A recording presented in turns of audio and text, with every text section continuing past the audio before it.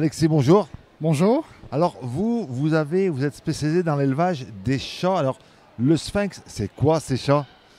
Alors le sphinx, donc c'est le chat sans poil, donc nudiste on va dire. C'est un chat qui fait penser un petit peu alors, au chat égyptien. Ça serait ça? Oui, alors à la base c'est le Canadian Sphinx, donc provient donc du Canada. C'est une race de chat qui est, on va dire, nouvelle, qui a maintenant quelques années, mais c'est pas une race de chat ancienne. Le caractère du sphinx, c'est le chat chien, donc le chat très tactile, qui est très proche de l'humain, qui en a besoin, et de par sa nature, et puis il a une température du corps qui est quand même un petit peu plus élevée, à 39 degrés, donc il a besoin d'être toujours cocooning. Donc On va dire que c'est un chat qui est frileux.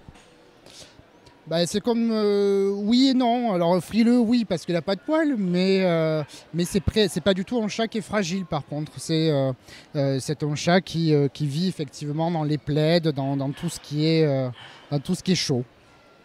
C'est pas alors dans nos régions, oui, mais c'est pas un chat d'intérieur habituellement. Si, c'est un chat principalement d'intérieur. Parce que ça n'a aucune notion d'un danger, donc ça peut se faire écraser, ça peut se faire voler, etc. Donc c'est pas du tout un chat pour l'extérieur. En tous les cas, en Europe, à l'extérieur de l'Europe, on va dire sur d'autres continents, il peut vivre à l'extérieur. C'est un chat, vous le disiez, qui est d'origine canadienne. Oui, mais c'est issu aussi d'une manipulation humaine à un moment donné, donc c'est pas 100% naturel comme d'autres races de chats. Un chat très attachant qui a besoin qu'on s'occupe de lui. Malgré qu'il n'a pas de poils, une peau fragile, c'est un chat qui est fragile. Non, ça a une peau très élastique, très épaisse. Donc naturellement, il n'y a pas plus fragile, il n'y a pas de soin particulier. Évidemment, il ne faut pas le laisser au soleil, comme nous, êtres humains, mais c'est pas du tout un chat plus fragile, contrairement à ce qu'on peut penser. Alors on les voit là, c'est des bébés. Taille adulte, ça ressemble en taille, ça donne quoi? Un chat européen qu'on trouve chez nous? Oui, c'est pas un petit chat, mais c'est pas un très grand chat non plus. C'est une taille normale. Après, il va être bien développé. Ça veut dire qu'il va pas être ni cobie ni extrême. Un chat qui va être de bonne proportionnelle. Toujours avoir un abdomen un petit peu rond, parce que 39 degrés, il faut que le corps travaille, stimule pour faire de la chaleur. Voilà, en tous les cas, un chat très très attachant. Des oreilles assez grandes. Parce que justement, il n'y a pas de poils, on voit plus ses oreilles qu'un chat classique, quoi. C'est ça, effectivement, il n'y a rien à cacher, on voit tout. Donc effectivement, de grandes oreilles bien droites. Effectivement, pas de poils, donc on voit tout.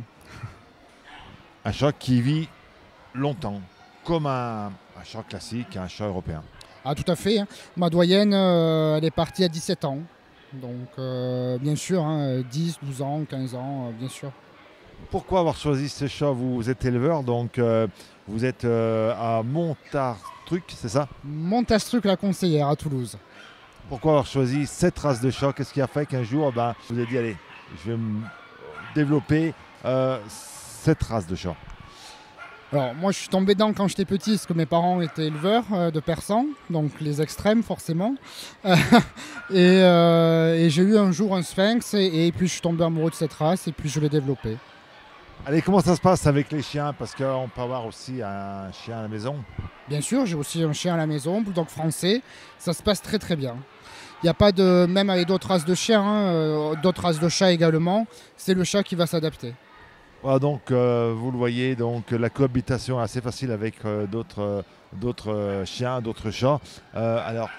Pour vous contacter, il y a une adresse mail, vous avez un site.